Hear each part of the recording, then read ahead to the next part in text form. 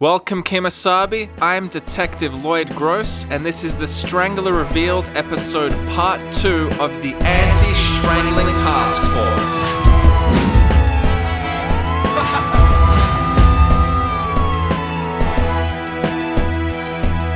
Force. If you've seen part 1, you'll know that there is a secret sign in the intro sequence which leads us to season 1, episode 5, Basketball, and 2 shots in particular, the first being Dwight flipping his tie around his neck, and the second one being Ryan lifting his bag. Now in part 1 we covered Ryan lifting his bag, and we followed the clues where we are able to work out that Dwight has an outfit that is highly questionable and entirely consistent with the modus operandi of a professional strangler. In this episode, however, we're going to be covering the tie flip, and more so than just the tie flip, we're actually going to be concentrating on the role of symbolism, motif, and theme in the office. And these things are really important because, as I mentioned in the 4 years ago I found the Scranton Strangler video, the nature of this investigation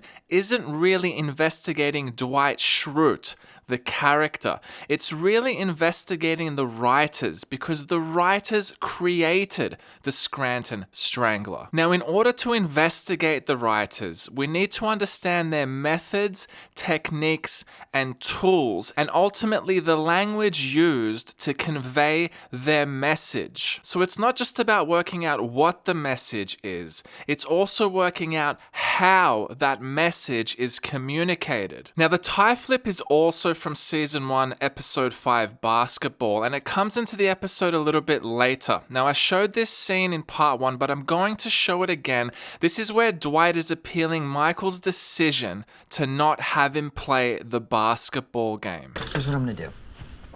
The hand strikes and gives a flower. You are not going to play basketball. But I need somebody to come in and take over the holiday and weekend work calendar. I can handle that. Good. Excellent. It'll be fun. Yeah. So Michael ends up giving Dwight a consolation, and the consolation is to work out the weekend work calendar for the office. And Dwight actually revels in this opportunity because just for a brief moment, Dwight gets to indulge his fantasy of being manager. And you can see when he's put the whiteboard together, Dwight has put considerable effort into it. And the common assumption might be that Dwight has done this because he's so meticulous with his work. The real reason he's doing this, guys, is because he wants to elongate the experience or the fantasy that he is the manager. Another example of Dwight indulging in this fantasy is on the booze cruise, where Captain Jack allows Dwight to steer the ship, and obviously the captain gives Dwight the fake wheel. And you'd think it'd be so obvious to Dwight that it's not really the actual, steering wheel to the ship. However, the fantasy within him is so strong that even if it's not real, just to pretend to be number one, even if it's for a brief period of time, is something that Dwight wants to wholly indulge in. I mean, he even snubs Angela in this moment. That's how strong the fantasy of being number one is for Dwight. Now, Dwight's obsession with being number 2 is as a minimum fallback. If he can't be number 1, at the very least, he must be number 2. And this actually links into Dwight's childhood trauma. I haven't covered what that trauma is yet, and we're going to find out that Dwight actually had a significantly traumatic childhood. But if he cannot be number 1, he must be number 2. So the real drive, the real desire is to be number 1, and if he cannot be number 1, he must, at all costs, be number 2. And that'll be explained in a later episode. Now, this desire to be number 1 isn't just limited to being manager or to be the captain of the ship. I mean, a good example of this is Angela versus her cats. Dwight wants to be number 1 in relation to her cats. Or for example, at the dinner party, Michael invites Jim as his number one, and his number two choice is Andy. And this triggers Dwight's trauma and makes him number three. And you can see in this episode, he breaks down into tears. Right, because this links into his childhood trauma. I know I'm jumping ahead here, guys, but we are going to cover that at some point relatively soon. So Dwight always wants to be number one, and he finally, albeit just for a brief moment, gets to indulge this fantasy of being number one by putting together the weekend work calendar for the office. And Jim actually points out he's never seen such a small amount of power get to somebody's head. So even Jim is sort of failing to understand entirely what's going on in Dwight's mind. And it's in this moment during Dwight's power trip that he decides that Jim is going to work the weekend, and he flips his tie around his neck. So we need someone to work this Saturday, and I think that should be Jim. God, this is so sad. This is the smallest amount of power I've ever seen go to someone's head. Now, the flipping of the tie has very little, if any, impact on the actual plot of the story. I mean, looking at it just from a simple perspective, he's removing his tie out of the way so that he can, write on the whiteboard. It's as simple as that. However, we need to look at this moment, especially considering it's in the intro sequence, from a symbolic perspective. This is purely symbolic in the context of the intro sequence. And as I've already mentioned, that symbolism is a cord being wrapped around somebody's neck as in a strangling scenario. Unlike the lifting of Ryan's bag in the intro sequence, which in order to understand that shot, we actually need to understand the plot. Ryan lifting his bag brought us to season 1, episode 5 basketball, and we really had to pay attention to the story arcs and the plot of the episode in order to decipher that clue. However, in the case of Dwight's tie flip, it is purely symbolic. And this is where I want to talk about the role of symbolism, motif, and theme in the show. So what is symbolism, what is motif, and what is theme? Now, I found this article from industrialscripts.com, and according to industrialscripts.com, symbolism is quite simply the representation of one thing using another. This could be done via an object, setting, character, or color. For example, some notable and obvious symbolism examples might include birds used to symbolize freedom, roses used to symbolize romance, the color green used to symbolize jealousy. The purpose of symbolism in film is that it must aid in helping you articulate certain key ideas in your screenplay. That being said, it is important that the symbolism used remains subtle, but also noticeable enough that your audience understands what you are doing. This balance is key. Now, we really need to be mindful of that subtleness. I mean, ultimately, creators can be overt with their symbolism if they wish, but there is certainly an artistic element to using symbolism, in a subtle but still suggestive way. It can't be too obvious, but it can't be too subtle either. It needs to sort of hit that nice balance in the middle somewhere. Now, if we compare that to the tie flip, I think it really does hit that perfect balance. It's subtle, but when you interpret it from that perspective, it makes sense. Now, symbolism is used throughout the show an innumerable number of times, and it's not just objects that are used symbolically, and it's not just the tie flip. Another good example of an object being used symbolically is Oscar's origami in the finale. In the Office Olympics episode, when they're doing the medal ceremony, the creators make us think that they're actually doves. But when you look closer at this origami, it's not really a dove. I think it's quite clear that this is a swan. And specifically, this is a white swan. So the symbol ultimately here is a white swan.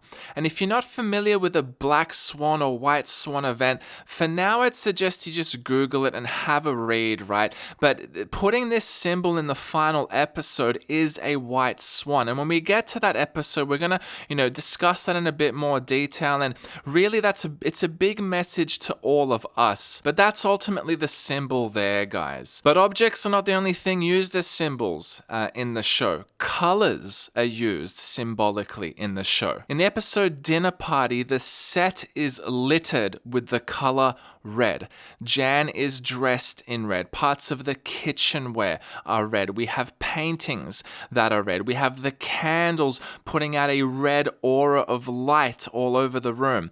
The set is completely saturated with the color red. And the concept being communicated to us here is that Michael is in hell. He's living his worst life. He's being tortured. He's miserable. He's in absolute hell. And Jan is the devil. And that's why the color red is used symbolically in that episode. Outfits are also used symbolically in The Office. A couple of good examples is Robert California and Mrs. California. When they come into the office together, they're both wearing tops of a similar shade of green. This is symbolizing some form of unity or a partnership between the two of them. At the paper convention episode, when Jim and Josh come to visit Michael and Dwight, Jim and Josh are wearing business shirts, whereas Michael and Dwight are wearing Dunder Mifflin polos. So again, the juxtaposition here between the two different pairings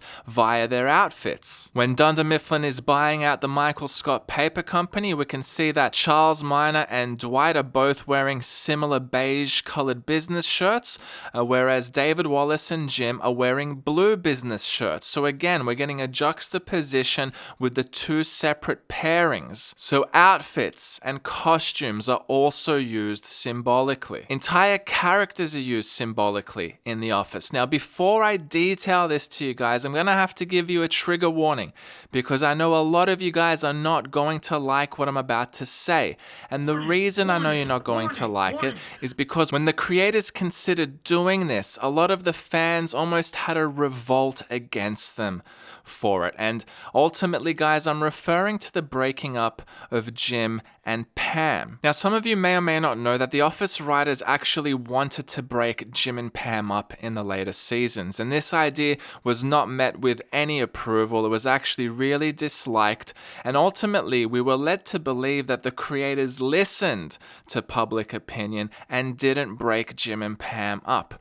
Now, the thing is, guys, albeit temporarily, they did actually break Jim and Pam up. And the way that they did it was symbolically. In the last 10 episodes or so of season 9, the characters Erin and Andy, as well as their relationship, is used to symbolize Pam and Jim and their relationship. Erin is used to symbolize Pam, Andy is used to symbolize Jim, and Plop is used to symbolize Brian. Not only that, but the guy who defaces Pam's mural is actually symbolic of the dark side of Jim's personality that none of us ever overtly get to see. Now, I know some of you may not like this just because we already know what popular opinion is, right? But if you go to those episodes, go to season 9, basically from 912 onwards, when you're watching how the camera work is done, how both couples are positioned, and how their story arcs are put very close next to each other, right? You'll notice that one is used to symbolize the other. And ultimately what ends up happening, guys, is Pam has an affair with Brian. And all of that is communicated to us symbolically. Right? It's not communicated to us overtly, it's communicated to us symbolically. Now, as I said, I know this is probably going to annoy a lot of people, but ultimately, characters are used symbolically. And ultimately, this is one of the best examples of it in the show. Plot and story arcs are also used symbolically in The Office. A good example of a story arc that's used symbolically is when Dwight gets framed by Andy for having gone to New York to drop off the tax forms for Angela. Michael ends up giving Dwight an ultimatum, and Dwight ends up quitting, and he works at Staples for a little while. And we see a little mini story arc of Dwight hunting for a new job. And what we're seeing throughout these scenes is, Dwight is an intense guy. He struggles to talk to women. He's not really that personable. And ultimately, the Dwight who is meant to be this Superman salesman is struggling to sell himself. He is struggling to get a job, right? And this story arc is symbolic of Dwight's life prior to Michael giving him his job. And as we get into this investigation, we'll realize where this story arc fits in the story of Dwight's life in a bit more detail. But it's symbolic of the difficulties Dwight had prior to getting his job at Dunder Mifflin. He was unable to find a job. No one would hire him. He was way too intense, and ultimately Michael ends up giving him his job. So this entire story arc is used to symbolize that element of his life story. So story arcs are used symbolically in the show. Camera angles, camera framing, and camera work is consistently used to send us a message and is also used to symbolize various meaning. And this is done throughout the whole show, where the camera is used to provide us some sort of information. A good example of this is episode 221, Conflict Resolution, where Dwight has petitioned the building to have access cards or security cards upon entry. And we can see when everyone's taking their portrait, Dwight sits down to take his and he says, smiling is a submission statement in primate, so he refuses to smile. Now, when we freeze frame that shot, what we're actually being provided here, guys, is Dwight's mugshot. If we just cut the sides off and we narrow in onto his portrait image, what we have here is Dwight's mugshot. And the use of the cameras to send a message or communicate meaning is used consistently throughout the entire show. Songs, music, and sound are also used symbolically in The Office. OPP by Naughty by Nature, a cheeky song about infidelity. You Oughta Know by Alanis Morissette, a passionate song about relationship betrayal. River Runs Red by Life of Agony. This song is symbolic of the mental health issues that Dwight is going through in his life. Songs are used symbolically throughout the show, and we're actually going to be focusing in on these songs and reading into what the message is being communicated to us and what the concept is that's being communicated to us. So music and sound are also used symbolically in The Office. Setting can be used symbolically in The Office. Now, I'm not going to go into too much detail today, guys, around what The Office actually symbolizes, because this is probably going to be a point of contention in the task force to some degree, right? But I guess I'll just give you one little snippet. I think there's a strong possibility that The Office is symbolic of either one of Creed's sex cults or possibly even a brothel. Now, those aren't the only two options, guys. And this will be one of the more difficult tasks for the anti-strangling task force, because in order to apply a symbolic meaning to The Office, we need to maintain a consistent interpretation throughout the show, right? But I can tell you now definitively that The Office is also, the entire Office is also used to symbolize other environments or other workplaces. So setting is also used symbolically. Episode titles are used to symbolize what's really going on within that episode or within the larger story of the Scranton Strangler. So for example, episode 701, Nepotism. I can tell you right now that nepotism has an incredibly important role to this mystery. Episode 509, Frame Toby. Toby has been framed. Right, if we go back to the Making a Strangler episode, there's your proof that he's been framed. Who framed him? The creators. But we also need to look into the story, right? Did Dwight frame Toby? Did he influence the cameraman somehow? Episode 209, email surveillance. The concept of email surveillance and surveillance in general is incredibly important to this mystery. So the fact that Dwight is surveilling his co-workers is something that we really need to be conscious of right from the beginning of the investigation. So one thing we're going to be doing, guys, is we're going to be paying attention to the episode titles as we get through this investigation, right? Because they are used to symbolize, you could say, like an underlying theme or an underlying current or additional building blocks to the Scranton Strangler story. So we've covered here a number of examples where symbolism is used in the show. And as I've already said, guys, it's used prolifically through the show. And we really need to put our symbolism glasses on and to really start looking at things a little bit deeper. But symbolism should never be confused with motif. So what is motif? A motif is a literary term that is an idea, object, or concept that repeats itself throughout a text. A motif gives clues to theme or reinforces ideas an author wants to emphasize. A motif generally reinforces the theme of the text. A motif must be repeated throughout a text to be considered a motif. However, the motif may appear in various forms. Now, I've got this link from Writing Explained, which does a great job in explaining the differences between symbolism, motif, and theme, and I'm going to include it in the description of this video. And it's really important to understand these things, guys, so please do have a read of that link. But in a nutshell, a motif is a recurring idea or concept. The key here is repetition.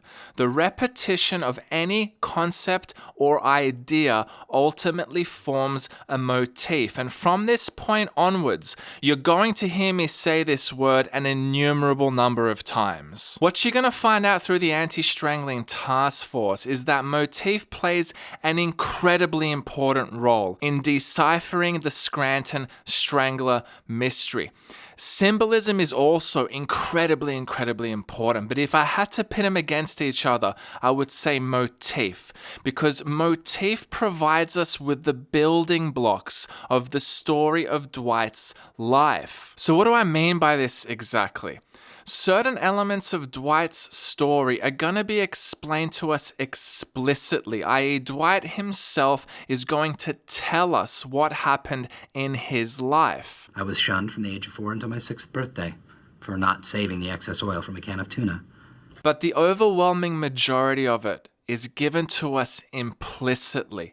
It's implied via motif. Now, that motif doesn't necessarily have to come from Dwight's story arc. It can be motifs repeated by other characters, right? But the repetition of certain concepts or themes or ideas which continue to recur in the show are done so to communicate to us an idea. And in the case of The Office, all the motifs link back into the Scranton Strangler mystery. In simpler terms, the things that happen to other characters, coupled with the repetition of those concepts, are actually the story of Dwight's life. And as we get into this investigation, right, that's going to make a whole lot more sense. But motif is used as a building block of the story of the Scranton Strangler. Now, there are dozens of motifs throughout the entire show, and every single one of them is critically important. Critically important. Now, rather than listing, a whole bunch of them here for you, I'm only going to share with you one. And I have actually made a separate video of this if somebody wants to refer back to it, right? It's the motif of 3 months. Now, this particular motif relates to the curse of 3. No, singles only. Singles only. Also, 3 is unlucky. Curse of 3. And before I show you the motif, it's important to mention that the curse of 3 has multiple applications. So in this particular case, the curse of 3 relates to a time frame, which is 3 months. right? But in the example that we've just seen, the curse of 3 applies to 3 people. I can tell you now there are additional applications for the curse of 3, but I did want to mention that the curse of 3 links into this motif of 3 months. How long have you worked here? How many years, Creed? 15 years, I think. Yeah, that's right. 15 years and 3 months? 3 months ago, I was nowhere. So, it means I have to go to New York for 3 months. And then after 3 months, I take some medicine and then I pass it. And you can't do New York in 3 months. That means another 12 weeks. Can you do another 3 months of this? I'm gonna be in touch with you in 3 months. Now this is a projection of over 3 months. We still About 3 months ago. Today we also say goodbye to our young adult ministry. They're leaving for 3 months. It's gonna be 3 months of hard work. Nobody I know would leave their jobs and friends and families to do manual labor for 3 months. Construction projects, they say 3 months. So, how long have you two been going out now? Oh, like 3 months. You can't just move out. Oh, in 3 months we can't. Be assured, this day will come. It's just a matter of time. Could be 1 month, could be 2 months. 3 months. Dwight has been acting manager for 3 months now? Nope. A week. Just feels like 3 months. They start in Japan. LA and New York get it soon after that. Seattle looks at it, decides not to do it. Chicago gets it 3 months later. Dearest Mother, I'm sorry it has been so long since my last letter. It is 3 months since I arrived at Schrute Farms. Okay, over the next 3 months... That's the winter season. 3 months. What's happening in 3 months? Andy left a carton of milk in the fridge. So I've been sneaking a little bit every day for the last 3 months. But I'm just saying, I'm also excited about the Wallace meeting. Why? Isn't he just coming in to rip you a new one for being gone 3 months? No, please. Come on, Clark. Wallace knows that he's been gone for the last 3 months. Right? Wallace does know that you've been gone for the last 3 months? Of course, 3 months, that's how long you've been gone. God, I just don't know what we do. I mean, short of telling David Wallace that he was gone for 3 months. I need you guys to tell me all the highlights from the last 3 months. You were gone for 3 months. Hey, Andy. David, still here. What was that about 3 months? You pretended to be in this office for 3 months. I told Andy that he was on very thin ice when he snuck away for 3 months to the Caribbean. Hey, how long do they think that's gonna take? Wade said we could do the whole country in 3 months. Now, there are additional references to 3-month periods or 12-week periods, but I've left those out just so that montage flows a little bit better. But you can see, guys, that this concept is repeated throughout the series with different characters, throughout different story arcs, throughout different timelines. It is a repeated concept, and that repetition ultimately forms a motif. And the motif in this particular case would be the motif of 3 months. Repetition is key. And what we're going to find out, guys, in this investigation is that there were numerous 3-month periods throughout the story of the Scranton Strangler where various tragedy occurred. I mean, the best example of this is the first 3 months of Dwight's life and what happened to him there, right? So the repetition of the concept of 3 months is to send the message to us, right? The motif is for us that the 3-month time period is an incredibly important concept. But we should never confuse motif with symbolism. And Writing Explained does a very good job in explaining the difference. A motif is a recurring idea or concept throughout a text. A symbol is an object that represents something it is not. A common example is that a heart is a symbol for love. A writer may use a symbol to reinforce motif. And the example they give, we might use a coffin once to symbolize death. Then we might use a skull to symbolize death. Maybe we could use a knife or a gravestone. They are all symbols of death.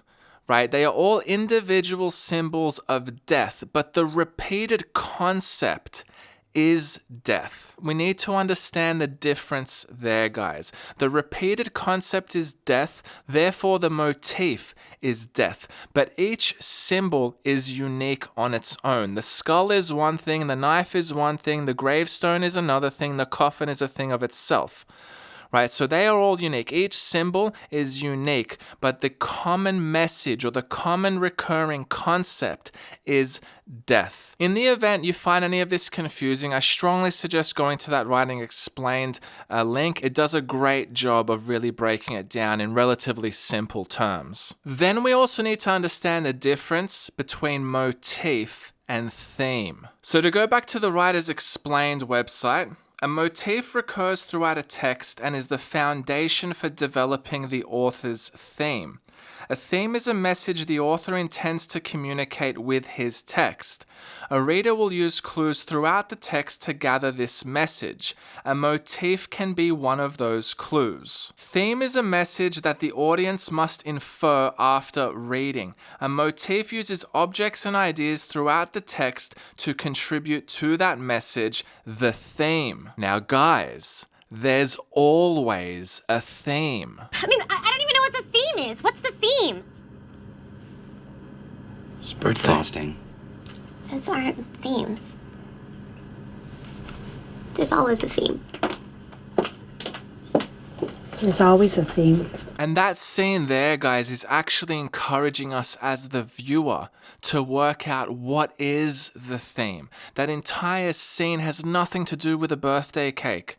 Right? That is a message from the writers to us. What's the theme? And part of what we're going to investigate, once we uncover all the symbols, once we put together all the motifs, we are going to try and decipher what the theme is, because the story of the Scranton Strangler is going to provide us with their theme. Now, that doesn't mean that we're restricted to one theme. A good example of this would be Lord of the Rings. It's one of my favorite movies. It's one of Dwight's favorite movies. It's a fantastic movie. If you haven't seen Lord of the Rings, you have to go see Lord of the Rings, right? But there are numerous themes in Lord of the Rings. So I've got this link here from Wikipedia. Scholars and critics have identified many themes of Lord of the Rings, including a reversed quest, the struggle of good and evil, death and immortality, fate and free will, the danger of power, and various aspects of Christianity, such as the presence of three Christ figures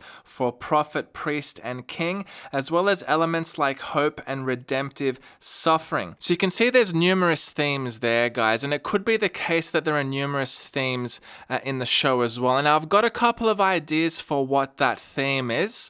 Right, and I'm not going to share that today, because really to wholly understand that, we need to have put together all the symbols, all the motifs, and only then will any inferred theme make sense. But part of what this task force is going to do together is to work out what is that theme, because there's always a theme. So guys, if you've come this far in this episode, you'll realize that we've covered a lot more than just the tie flip.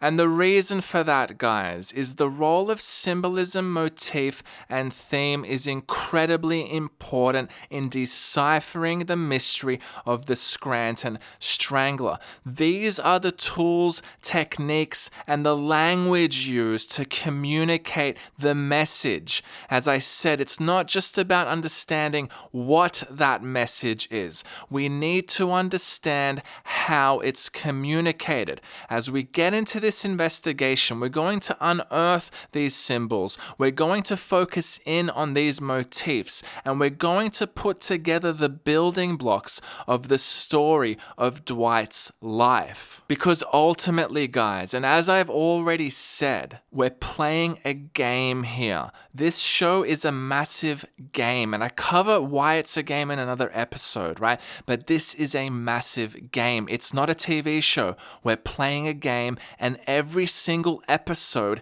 is a puzzle. The entire show is a puzzle. And in order to solve the puzzle, we need to understand the rules of the game. Guys, this is a journey. This is an adventure. It's the greatest Easter egg hunt in the history of film and television. There is no other artistic work, guys. No book, no TV show, no computer game, no movie, nothing that comes close to how epic and crazy this mystery is. This is why an emergency anti-strangling task force has been created. Now, I know what you might be asking. Won't that interfere with your other task forces? That's a great question. Sex Investigation Squad. Great Scott Film Forensics. The Office Ladies Tactical Interrogation Unit. The Book Emergency Response Team. Que se avance al esfuerzo y al heroísmo de una revolución. No los queremos, no los necesitamos.